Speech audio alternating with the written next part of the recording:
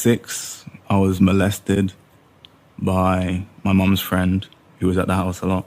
So my mum was an alcoholic. And then...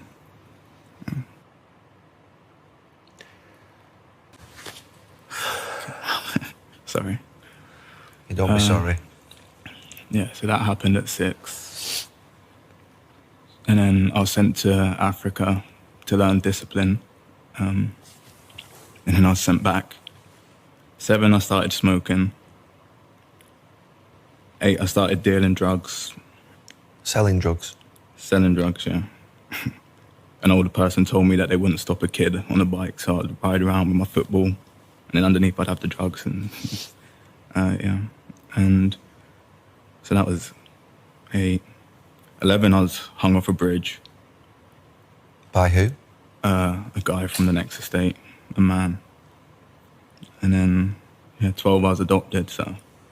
And from then, it was like, I was adopted by an amazing family, like I said. I couldn't have asked for better people to do what they'd done for me as. I don't know. I mean, Dele Alli for 2 or 3 years now has wasted everybody's time. His own, his employers, his teammates. He's gone from being a player that I always felt was overhyped. And look, I used to have debates with Gordon Strachan, and I will bow to Gordon's knowledge every single day of the week, where Gordon talked to me about he was the best number 10 in Europe. Now, that may well have been, obviously a decent argument at the time when he was flying back in 2018, but he's a shadow of himself, and he's chosen this path. He's chosen this path to be on documentaries like All or Nothing, where you get to see a laughing, gurning idiot being told by his manager that he doesn't train very well.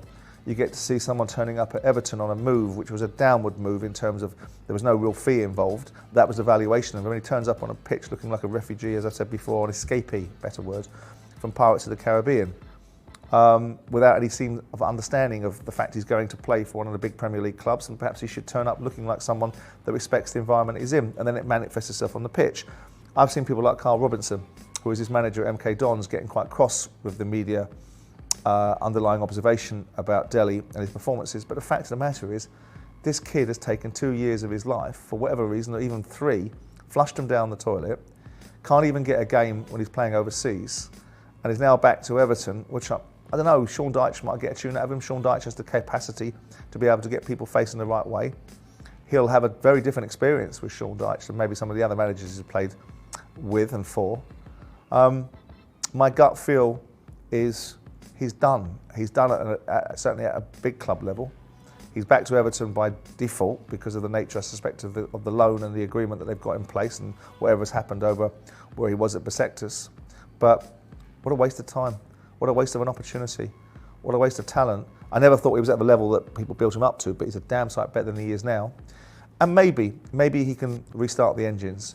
But it's been a long time for him to be in neutral or even in park. So for him to put it back in drive again, I don't know, I don't think so. And I just think that it's a tale of too much money for too little achievements and too many distractions.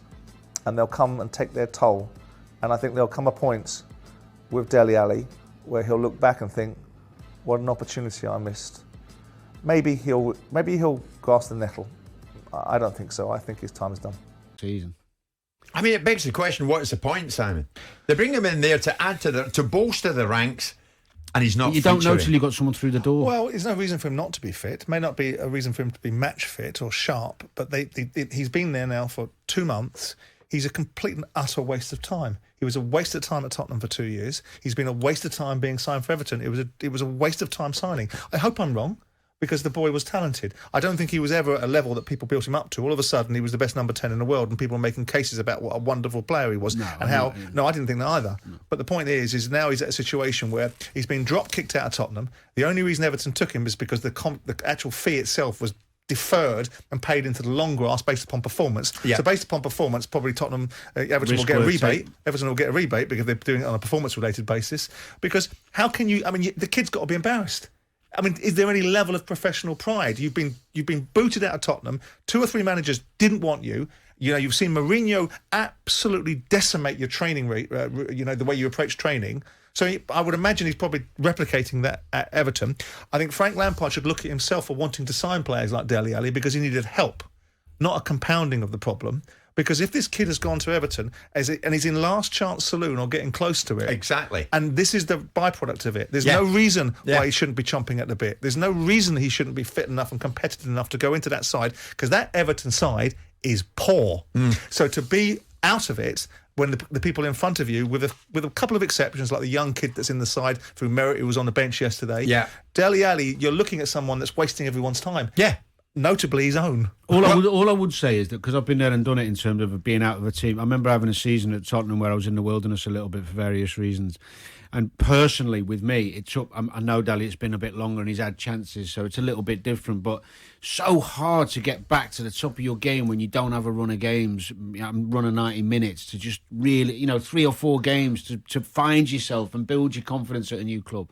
It's really tough. But they need him to. No, I know, and it's a little bit different. It's backs to the wall, Danny. But you go to a new club anyway, even if you're playing well before, and it sometimes takes you time to adapt. That's the only thing I can give him. But he's had 2.5 years of being in the wilderness now. And I know this people will say this is a moot point, but when you sashay on the pitch in a pair of jeans looking like you've climbed out of a dustbin as your representation of how you are a professional footballer playing for an arguably very big football club in England, it might give you an insight into the psyche of this kid and what's going on with him. Maybe less time on boohoo and more time working on what is your core proposition of being an elite footballer. Well, I agree with you when we spoke. You not do it yourself. You have to, but you need some guidance. But he made it about other things. He changed his agent from Rob Seagal to other people. He made it about other things. I mean, I sat here when he went to Everton and said, what in Christ's name are Everton doing this for? He's not played for them. He's done precisely nothing. And he's going out to Turkey. This player's career is going one way, and I don't think he can get it back. You think it's beyond it now? I think once the pilot light goes out on a gas burner, sometimes you can't reignite it. I don't think it's coming. I agree. But they're also young men, and you've got to give them some latitude, because if you've got everybody around you, the football world have this propensity to build people up to levels that they're not at. Dele Alli was a really good player, but he was never at the level that people were saying he was at, right? He had a couple of and then he started to build into his own hype. And if you haven't got sensible voices, and a lot of football players don't have it, because what they have is people around them blowing smoke up their backsides, telling them how wonderful they are, whilst making money off them. And there's a real balance, and you can never tell players, you're the chairman, you're not interested in what I'm doing, you're only interested in getting the best interest for yourself. And then 5 years later, the same players will come back and say, actually, you did have my best interests at heart, and I do understand what you're saying. But you can't tell these kids this, because you're in a world where the media are writing all these headlines about how wonderful they are. He's getting endorsements from massive brands that are saying to him, we want to see you on billboards around the country. He's getting paid 50 to 100 grand a week. And what do? You either believe it or you don't. You need proper... I don't think he's got enough of a parental framework. I don't think his dad's involved in his life. Dele Alli, is he on his way out, do you think? Way out of Tottenham? It would seem to be, because Dele Alli, I think, has been told by Antonio Conte, good luck, and he'll be made available for a move away from Tottenham next week. It seems he's on his way out. He could go on a permanent. It might be a loan, just like Jesse Lingard did last year. I mean, when it comes to risk and reward, what do you think, Simon? Is he worth the risk to a prospective buyer? It depends what someone's got to pay for him. I mean, obviously, Daniel will want top dollar for Dele, because in the back of people's minds, they'll remember the player that he once was, not the player he currently is now. You can't just suggest that this is everybody else but Dele Alli. You can talk about the influence that Mourinho has, but you've got another manager to walk through the door that's got serious intent at Tottenham Hotspur, and he's, in his mind, if we're led to believe what's being said is the case, he's surplus to requirements. So with that in mind, where does it leave Dele Alli? Maybe he can stop advertising clothes and start getting on with the business of football and being good at what he was brought into Tottenham to do, because he's wasted 2 years of his life. He's wasted 3 years of his life. Yeah. Look at the player that played in the 2018 World Cup and all that went with that, and look where he is now, earned by himself. Now, I was never in this camp that I was a huge admirer of him, but I used to do stuff with Gordon Strachan, and Gordon Strachan, I trust Gordon's judgment. He used to rave about him as a player. So I gave him a fresh set of eyes, and I can understand some of the observations. Yeah. And I went to watch him play a couple of times when Tottenham played Aston Villa in an FA Cup game, and I saw some of the ability he has on the ball.